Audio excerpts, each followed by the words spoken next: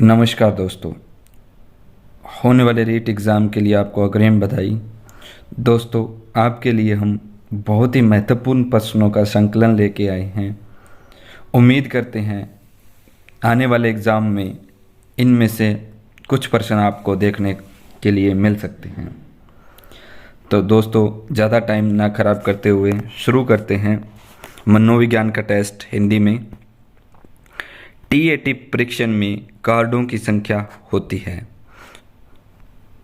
10, 20, 30, 40। तो चलिए दोस्तों, इसका आंसर देख लेते हैं हम। तो दोस्तों, टीएटी परीक्षण में कार्डों की संख्या 30 होती है। फ्रॉयड की व्यक्तित्व विधि निम्न में से कौन सी है? प्रक्षेपण विधि, मनोविश्लेषण विधि, आत्मनिष्ठ विधि, इनमें से कोई नहीं। चलिए दोस्तों, इसका भी आंसर देख लेते हैं। मनोविश्लेषण विधि। तो दोस्तों, मनोविश्लेषण विधि फ्रॉयड की व्यक्तित्व विधि है। सीएटी परीक्षण के लिए जो 10 चित्रों का प्रयोग किया जाता है वे किनके होते हैं? बच्चों के, पुरुषों के, महिलाओं के, जानवरों के। तो चलिए दोस्तों, ज़्यादा आपका वक्त जाया ना करके इसका भी आंसर हम देख ही लेते हैं। जानवरों के लिए। चलिए नेक्स्ट क्वेश्चन पे चलते हैं। कैटल ने व्यक्तित्व के कितने शील गुण बताए हैं? 12, 15, 18, 17। तो दोस्तों, कैटल ने व्यक्तित्व के 12 शील गुण बताए हैं। बाल अंतर्बोध परीक्षण किस आयु वर्ग के लिए विशेष उपयोगी है? 1 से 10 वर्ष, 3 से 11 वर्ष, 2 से 14 वर्ष या 6 से 14 वर्ष। चलिए दोस्तों, इसका भी आंसर देखते हैं। तो दोस्तों, 3 से 11 वर्ष के बालकों के लिए बाल अंतर्बोध परीक्षण जो है विशेष उपयोगी है। चलिए नेक्स्ट क्वेश्चन की ओर चलते हैं।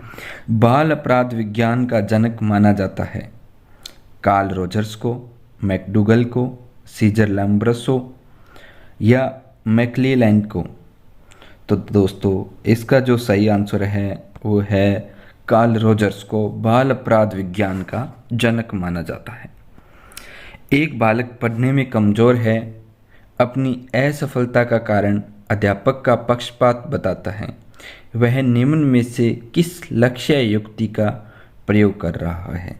उत्क्रमण रचना का, प्रक्षेपण का, दमन का या क्षतिपूर्ति का।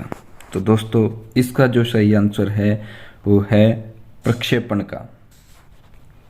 चलिए नेक्स्ट क्वेश्चन की ओर बढ़ते हैं। एक औरत अपनी इच्छा पूर्ति न होने पर बच्चों की तरह रोने लगती है। किस प्रकार की प्रतिरक्षण प्रणाली है? क्षतिपूर्ति, प्रक्षेपण, पुष्टिकरण या प्रतिगमन।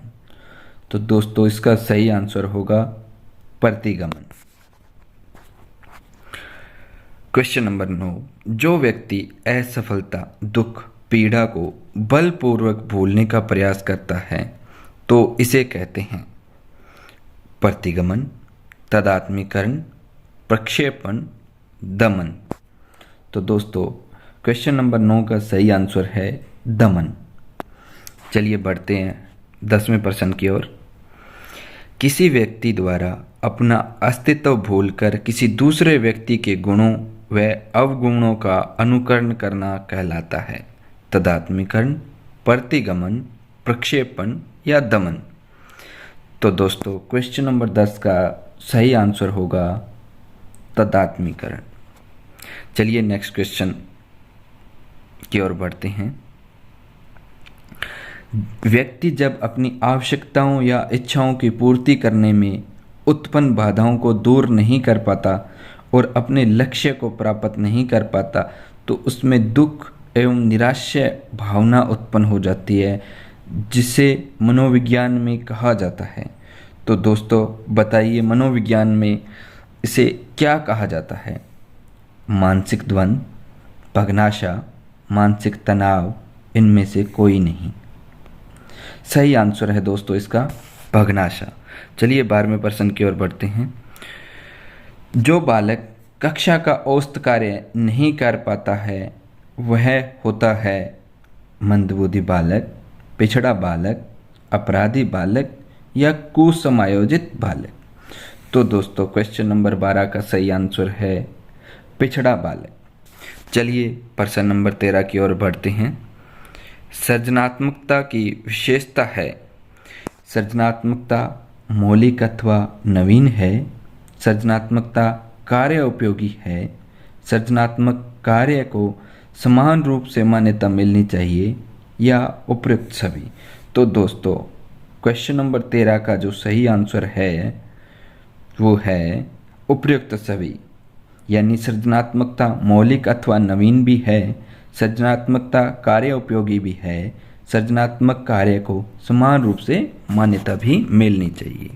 चलिए 14वें प्रश्न की ओर बढ़ते हैं। प्रशंसा किस प्रकार का उत्प्रेरक है? मनोवैज्ञानिक, शारीरिक, सामाजिक या ये सभी? तो चलिए 14 नंबर प्रश्न का हम उत्तर देखते हैं। दोस्तों 14 नंबर प्रश्न का सही आंसर है प्रशंसा सामाजिक प्रकार का उत्प्रेरक है। चलिए 15 नंबर प्रश्न की ओर बढ़ते हैं। निम्न में से अभिप्रेरणा का कृत्रिम बाह्य स्रोत नहीं है। नवीनता, चालक, पुरस्कार या दंड? तो दोस्तों क्वेश्चन नंबर 15 का जो सही आंसर है वो है चालक। चलिए नेक्स्ट 16 नंबर की ओर बढ़ते हैं। फ्रॉयड ने सबसे अधिक बल किस मूल प्रवृत्ति पर दिया? रचना प्रवृत्ति पर, काम प्रवृत्ति पर, समूह प्रवृत्ति पर या संकलन प्रवृत्ति पर? तो दोस्तों फ्रॉयड ने जो सबसे अधिक बल मूल प्रवृत्ति पर दिया वो प्रवृत्ति है काम प्रवृत्ति। चलिए 17 नंबर प्रश्न की ओर बढ़ते हैं। शिक्षण कार्य के दौरान छात्रों को प्रेरित करने के लिए क्या करना चाहिए? बालक में आत्मविश्वास की भावना विकसित करना, सभी बालकों को समान रूप से शिक्षा प्रदान करना, बालकों की कमजोरियों का पता लगाना, बालकों से कठोर अभ्यास करवाना। तो दोस्तों इसका सही आंसर है बालक में आत्मविश्वास की भावना को विकसित करना। चलिए नेक्स्ट प्रश्न 18 नंबर की ओर बढ़ते हैं। नेतागण में सामान्य कौन सी बुद्धि पाई जाती है? मूर्त बुद्धि, अमूर्त बुद्धि, गामक बुद्धि या सामाजिक बुद्धि? तो दोस्तों नेतागण में सामान्यतः कौन सी बुद्धि पाई जाती है? चलिए इसका उत्तर देख लेते हैं। तो दोस्तों इसका सही आंसर है सामाजिक बुद्धि। चलिए नेक्स्ट प्रश्न 19 की ओर बढ़ते हैं। एक बालक खिलौनों को तोड़कर पुनः जोड़ने का प्रयास करता है।